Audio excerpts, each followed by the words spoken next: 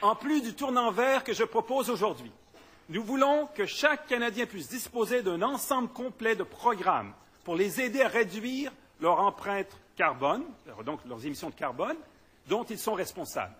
Cela permettra aux Canadiens de faire encore plus d'économies sur leur facture d'énergie, tout en contribuant à la réduction des gaz à effet de serre.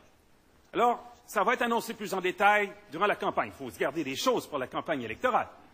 Mais voilà, dans l'ensemble, nous allons explorer un ensemble de programmes d'aide qui porteront notamment sur la rénovation des logis, l'accroissement de l'efficacité énergétique des appareils électroménagers et des véhicules automobiles, l'expansion des énergies renouvelables, la création de pièges à carbone dans le secteur agricole et le secteur forestier, what we call in English carbon sinks, le financement des infrastructures vertes et des transports en commun, et la mise au rencard des vieilles automobiles polluantes.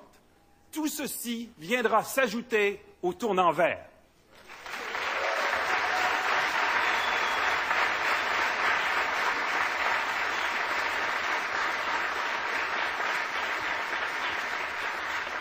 So this is the plan. And what can we say about this plan? The green shift is a good idea, a bold idea, but it's not a novel idea.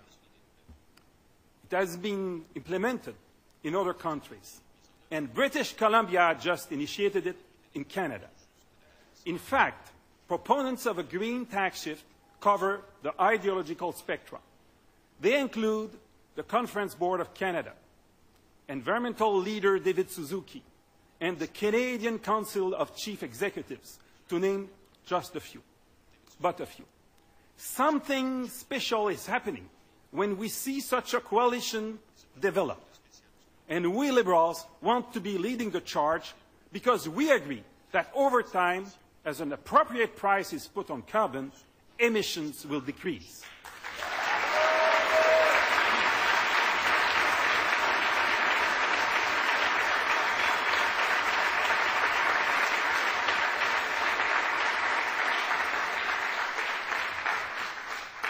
What we are proposing has been inspired by the work of eminent economists, including Professor Jack Mintz at the University of Calgary and Professor Mark Jacquard at Simon Fraser University. J'ai toujours dit, maintenant il y a tout le débat sur qu'est-ce qu'on doit faire, est-ce qu'on ne doit pas plutôt faire un système de quotas et d'échange de droits d'émission, ce qu'on appelle en anglais cap and trade system. Eh bien, j'y crois à ce système. Je crois qu'il serait excellent. C'est un bon moyen d'assigner un prix au carbone et de tirer profit des forces du marché pour réduire les émissions de gaz à effet de serre. Un tel système serait d'ailleurs entièrement compatible avec le tournant vert. Nous sommes d'avis que les deux systèmes sont nécessaires et complémentaires, mais qu'il sera plus rapide d'assigner tout de suite un prix au carbone à l'aide du tournant vert et ensuite d'instaurer graduellement, en concertation avec tout le monde au Canada, un véritable système de quotas et d'échange de droits d'émission. Système qui sera doté d'objectifs absolus et qui s'harmonisera avec le prochain gouvernement, ce que fera le prochain gouvernement des États-Unis et avec le plan qui est déjà en œuvre en Europe. Nous pouvons aussi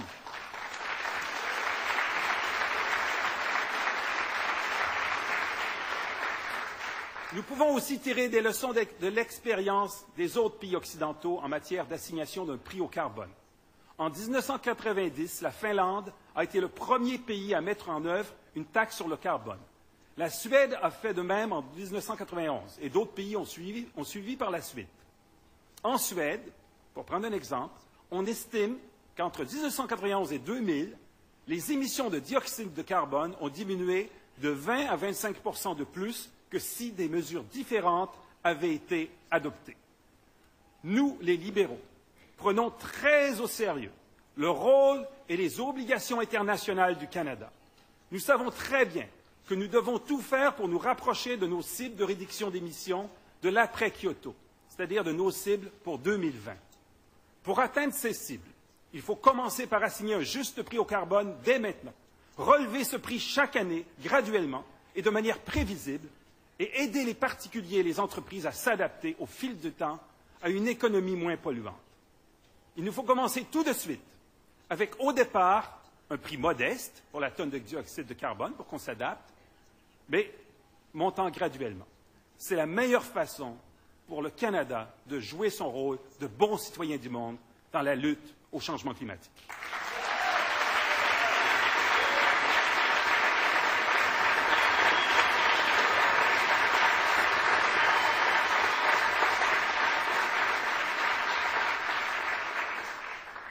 We have a great country with a lot of diversity. And it's true that the Green Shift Plan will have different impacts in different regions of the country. Our goal is to stimulate real opportunities everywhere, including those parts of the country which have the highest carbon intensity challenges to deal with. We must work with the provinces, territories, and the private sector to invest in the technologies that will actually cut emissions and transform our future. Simply put, Canada must become a world leader in these fields, not only because they will help Canadian companies reduce their emissions, but also because they will help secure a competitive business advantage for Canada. We need to get in front of the global drive toward greener investments. Canada, and in particular, Saskatchewan and Alberta. Canada can emerge, and these two provinces too, as the leading centers in the world for the best brain power, the most useful science and technology, and the most innovative investments to cut carbon intensity and CO2 emissions. And if we do that together, the world will knock on Canada's door for the best, most needed ideas, and Canadians will profit.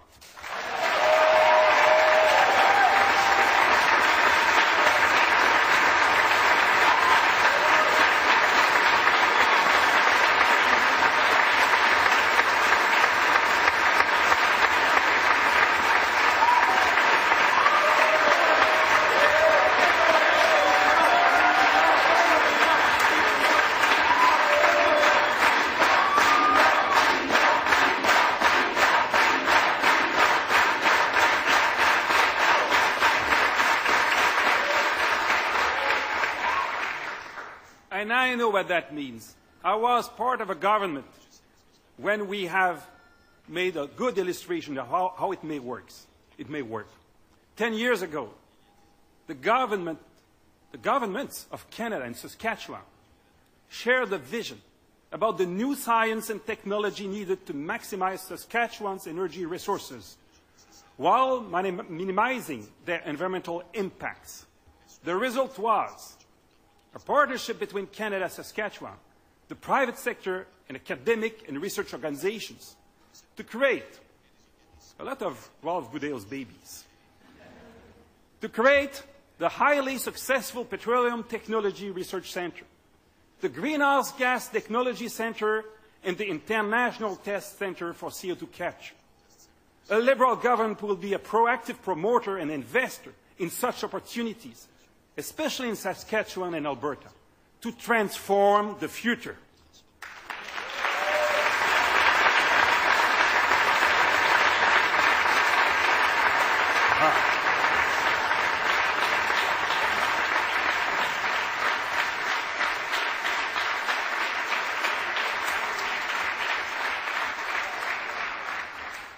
Mais parlons un peu de leadership et du manque de leadership actuel au niveau fédéral. On a vu des premiers ministres provinciaux passer à l'action. Je les salue pour leur leadership. Je les salue pour leur leadership et leur volonté d'agir. Toutefois, la crise des changements climatiques exige aussi un leadership du gouvernement fédéral.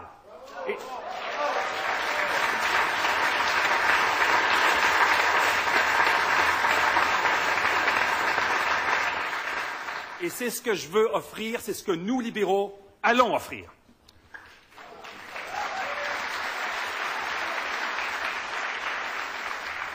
The environmental and economic challenges of the 21st century can only be solved by bold vision and courageous leadership. I offer this leadership to my country. My party, the Liberal Party, must do so because others will not.